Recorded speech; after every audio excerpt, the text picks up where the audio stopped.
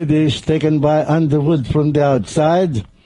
And down the stretch for the first time, it's Pinagtipunan in the lead, followed by Silhouette in between horses, Sun Also Rises and Underwood.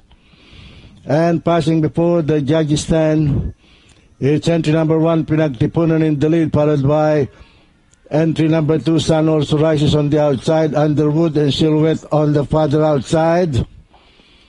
And as they leave the straight, it's Pinagtipunan on the inside, Sun Also Rises on the outside, Underwood a very close third, on the outside is Silhouette. And heading for the backstretch, Pinagtipunan on the inside, Sun Also Rises moving up on the outside to grab the lead. It is now Sun Also Rises leading the field by half a length, followed by Pinagtipunan in second, and Underwood running in third by a length and a half, and Silhouette is bringing up the rear.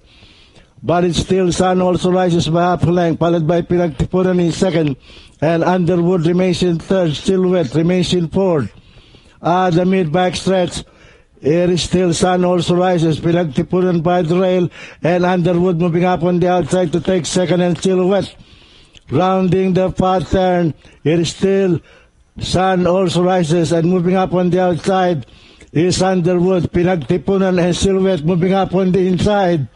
The lead is taken over now by Silhouette by the rail, Sun Also Rises, and Pinagtipunan on the outside, Underwood on the farther outside.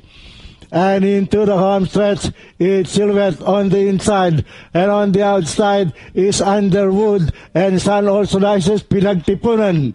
It's Silhouette on the inside, Pinagtipunan, and Underwood on the farther outside, Pinagtipunan, and Silhouette by the rail on the farther outside is Underwood.